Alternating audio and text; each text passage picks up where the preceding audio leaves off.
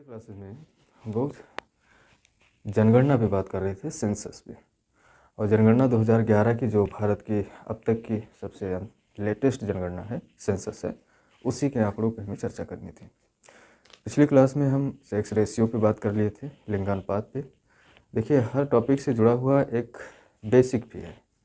लिंगानुपात की अवधारणा क्या है, ये हम जनसंख्या भूगोल में आपसे चर्चा कर चुके हैं। आप जनसंख्या भूगोल वाली प्लेलिस्ट से जा करके इसके कॉन्सेप्ट को वहाँ से समझ सकते हैं। साक्षरता आज हमें पढ़ना है। टॉपिक से रिलेटेड अगर कोई मुद्दा है जो यहाँ मुझे बताना है तो ध्यान रखिएगा कि मैं क्लास में कोई एक सेपरेट क्लास उसकी ले लूँगा। जैसे कि असर रिपोर्ट के बारे में बात करनी हो हमें, जो कि शिक्षा से संबंधित है, एनुअल रिपोर्ट है भारत में, ठीक है। ऐसे ही वैश्विक लैंगिक अंतराल रिपोर्ट है जो कि लिंगानुपात से संबंध रखती है।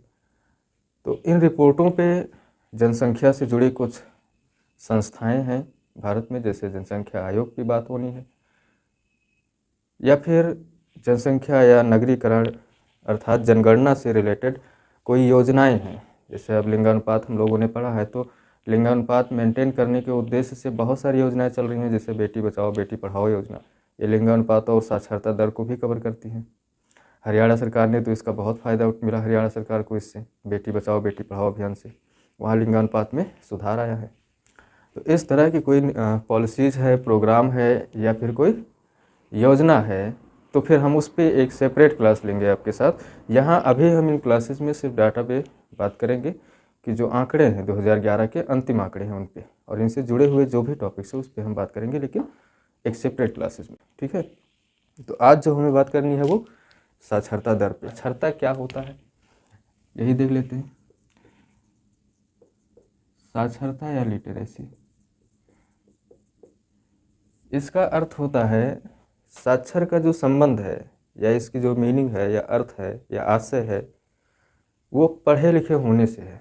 पढ़ना लिखना ही क्या है, साक्षर है। विकास संबंधी जो अवधारणा है, विकास तभी सुनिश्चित हो सकता है या उसकी गुणवत्ता में बेहतर सुधार आ सकता है लिटरेसी रेट से। यानी अगर आपका समाज, आपका देश, आपका राज्य ज़्यादा साक्षर होगा, इसका अर्थ होगा कि ज़्यादा लोग पढ़े लिखे होंगे, तो फिर वहाँ पे विकास के जो मानक होंगे और विकास के जो परिणाम होंगे वो उच्च होंगे। अधिक विकास सुनिश्चित कर सकते हैं आप। कम इन्वेस्ट में ज़्यादा इनकम हो सकती है। साक्षरता का जो आशय है वो है पढ़ा लिखा होना।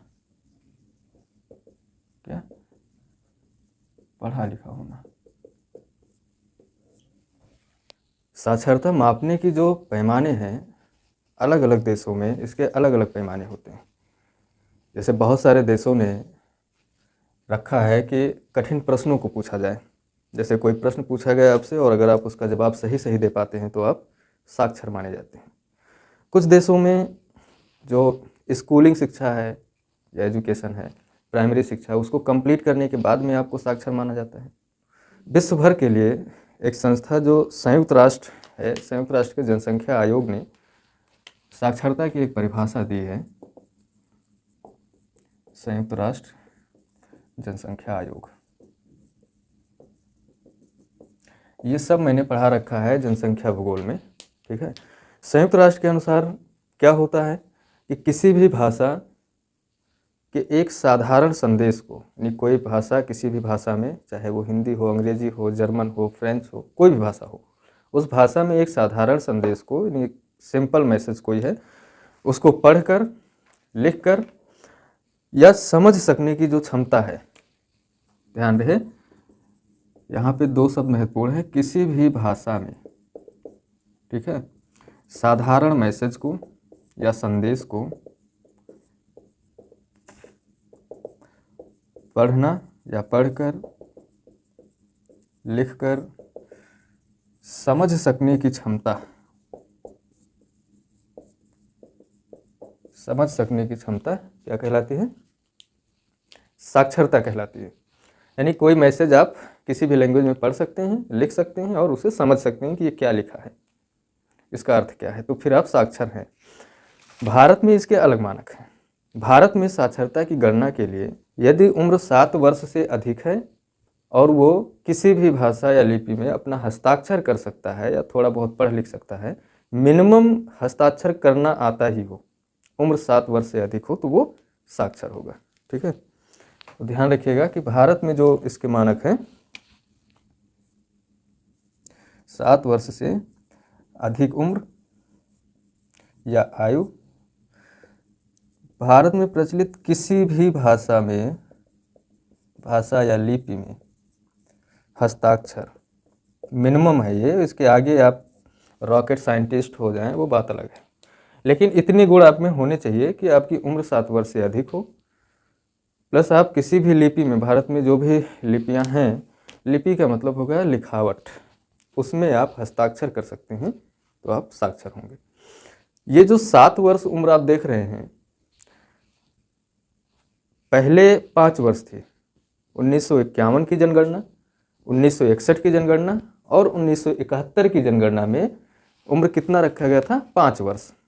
ठीक है, लेकिन फिर 71 के बाद 1981, 1991, 2001 और 2011 की जनगणना में ये उम्र 7 वर्ष कर दी गई। पहले क्या था कि 5 वर्ष से अधिक आयु वर्ग का कोई भी व्यक्ति जो भारत में प्रचलित किसी भी लिपि में अपना हस्ताक्षर कर सकता है वो साक्षर होगा, लेकिन बाद में इसको फिर चेंज किया गया और 7 वर्ष कर दिया गया।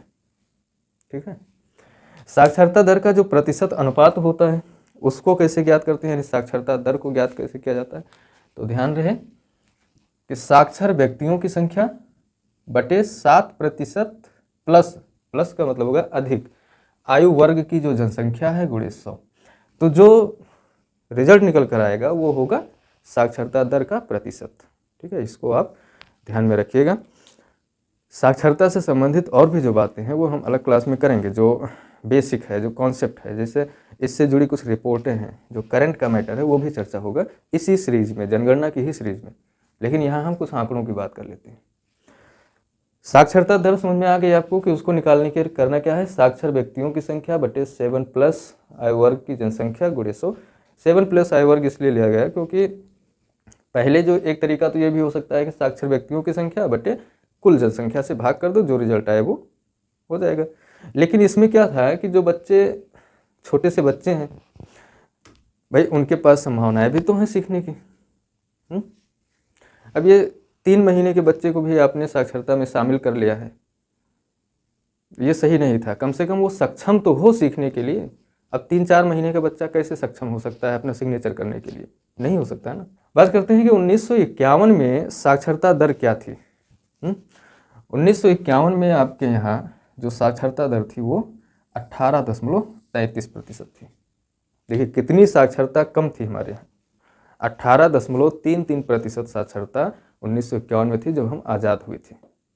ठीक है, आज़ादी से पहले तो साक्षरता नाम की कोई चीज़ शायद रही ही ना हो, सन 1911 में। 1951 से और 2001 में, यानी इन 50 वर्षों में साक्षरता में कितनी वृद्धि हुई, 46% की, और 64.8% साक्षरता पहुंच गई। फिर 2011 की जो जनगणना हुई उसमें हमारे देश की जो साक्षरता वो 73.0% हो गई। वृद्धि कितना हुई, 8.16% की। 10 वर्षों में 2001 से 2011 के बीच में 8.16% की वृद्धि हुई और जनसंख्या में साक्षरता 73.0% हो गई।